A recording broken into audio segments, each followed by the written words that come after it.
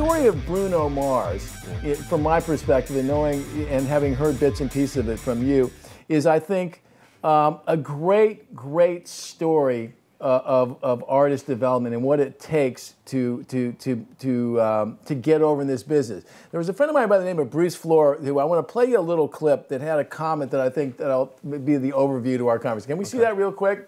10-year gestation period.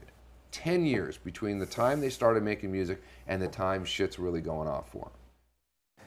Yeah. That was his take. Now, you know Bruce a little bit. Yeah. What's your take on the gestation period based on your experience? Yeah, I mean, I think he's exactly right. You know, whether it's 10 years or 10,000 hours, like Malcolm Gladwell says, to become an expert in what you do, no matter what, none of this happens overnight. Mm-hmm. And to relate it to the Bruno Mars story, and this is only a small piece of his development, but that time I described meeting him, you know, in 2005, and I took him into Atlantic the next day. You mind? I'm going to go write this down for folks here. This is where we're going to go into class here, folks. And we're going to talk about Bruno Mars, okay? So, met Bruno when? So let's say I met him early 2005.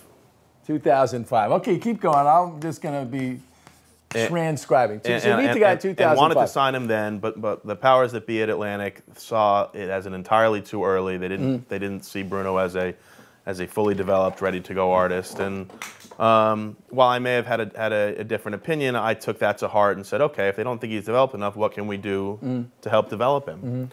And so like I spoke about, my A&R process is a lot about putting songwriters and producers together to get songs. So I made Bruno and his partner Phil my go-to songwriting people. Okay, now let me ask you, this is after your guys had told you that, you know what, this isn't happening. This isn't happening. Now, and I say this because we have this thing right here, fuck the gatekeepers, that you really have to get ahead on, where you can accept bad news and keep moving. So lots of guys would have wimped right out and thought, okay, I'm not going there. Right. But you continued on. I did it, but also because I could see the wisdom in the bad news. You know, they weren't saying this guy can't sing. They weren't saying he doesn't seem talented. He just didn't feel like that Bruno Mars knew who Bruno Mars wanted to be.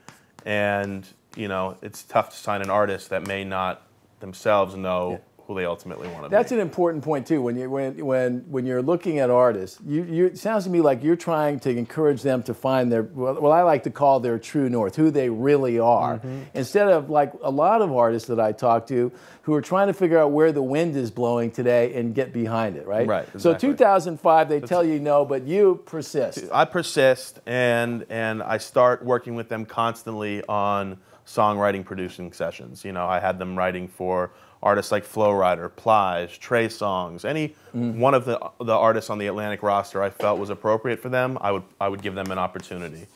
And what this did was help them cultivate their production and songwriting talent. It gave them a chance to write every day. Yeah. And just because you're not writing for yourself doesn't mean you're not getting better as a writer. And in many ways, writing for other people helps you discover what kind of writing will work for yourself.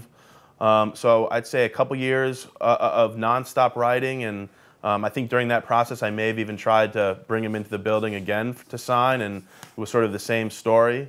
You know, it doesn't seem ready. Don't see how we're going to break Bruno. That was what I kept hearing. Did this make you question your own? Not yet, because even during all this time, Bruno still was outperforming. He and Phil had 4 or 5 songs that they loved to do. And the shows were so fun and so charismatic, and it was so obvious to me how talented these guys were. And I just thought to myself, there's no way that if more people finally get to see this, that they won't love it the way I love it. That's what I kept telling myself. And finally, we all hit a big break around the same time. It was my first big break as an A&R person, and theirs as songwriters. We nailed a hit for Flo Rida. And when was that? Called Right Round. That was in 2008. Now, was that, I listened to that track last night. That was 2008? Yeah. We got Flo Rida. Was that a little take on the old Dead or Alive? Dead or Alive. Spin Me Right Round? Exactly. Okay. It's 2, 3 in the morning in the studio, and I've got this shuffle beat, and I keep hearing that melody on top of it. And I turn to Phil and Bruno. I say, guys, you couldn't use these lyrics, but there's got to be a way to come up with some cooler lyrics that are relevant to today. Kids, they don't even know what a record is. Like, you know, like we come up with some more clever current lyrics. And literally, Phil, here's the idea, and in 2 seconds, Phil and Bruno had those lyrics written. It was magic, and we knew we had something pretty special right then and there. And then as it came out, you know, quickly became the #1 record in the country. Okay, so that's a #1 record. Now, I don't know a lot about the pop world, but I know #1 record gets your phone ringing. Is that what happened? It certainly does. It got their phone ringing specifically, and so what happened then is every A&R person who's looking at the Billboard charts and sees the writers of all these hits, who are these guys? Phil and Bruno. So their schedule instantly became full of commitments for writing for other projects, and but I never let go of the relationship. The busier that they got, and during this time they also met the third person that became Ari Levine, that became the full Smeezingtons. Phil, Ari, and Bruno. They're now known as the Smeezingtons, and again, the process of just writing for other people continued to happen for them. And so I booked them in early 2009 for a songwriting session for B.O.B. and Travie McCoy. Okay. It was a week-long session, and magically out of that week, I got 2 incredible songs, one called Nothing on You and one called Billionaire. I wanna be a billionaire, so fucking bad. Buy all of the things I never had. I wanna be This is entirely a Smeezington affair. And once I had those 2 records in my hand and Bruno was singing both choruses, you know, it was, I knew I had all the ammunition I needed to give me this last shot to try to sign him to the label. And so this is 2009. This is 2009. Okay. And I finally walk him in. I play these 2 songs. Everybody's freaking out. And at that point, the deal was certainly much easier to get done than it had been. Now, let me ask you a question. Was getting Bruno in there to sing part of the deal, or did they just hear the guy sing the song and go, I got to have this guy? Because these are kind of, you know, this is they do the vocals. Well, kind no, of wrap around. part of the selling point for submissions from these guys was Bruno's vocal on these songs. Like, even the mediocre stuff that they were writing sounded great because he was the one singing. Because he can sing. But here were 2 amazing choruses. He was the writer and the artist, so he stayed on them, and that was part of the deal when we signed him, was that he would remain on the records because we would be using those 2 songs to set him up. So he signed in 2009 or 2000? So we closed the deal for him as an artist in the end of 2009. Oh, okay. And immediately that song, Nothing on You, went to radio. We immediately followed that with Billionaire, and by May of 2010, Bruno's first single, Just the Way You Are, dropped. Okay.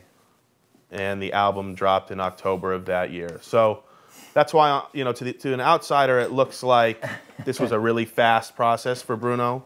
But and I'm only speaking from 2005. I mean, Bruno was raised in a family of performers and was an Elvis impersonator at a very young age for his father at hotels and venues in Hawaii. He's even in the movie Honeymoon in Vegas. I don't know if you remember that movie, but Nicolas Cage, Sarah Jessica Parker, there's a little snippet of Bruno in that movie impersonating Elvis. So he's been performing and been comfortable on stage and been a aspiring artist his whole life. Yeah. So you could really look at it like that it was, you know, he's 26 now or 25. So the overnight sensation took somewhere, you know, a long time, not quite 10 years. No. But, you know. But before this, you know, he was signed to Motown. Okay, so maybe it was 10 years. You know, where he didn't record anything because I guess there was just no clear understanding of who he wanted to be. So it was.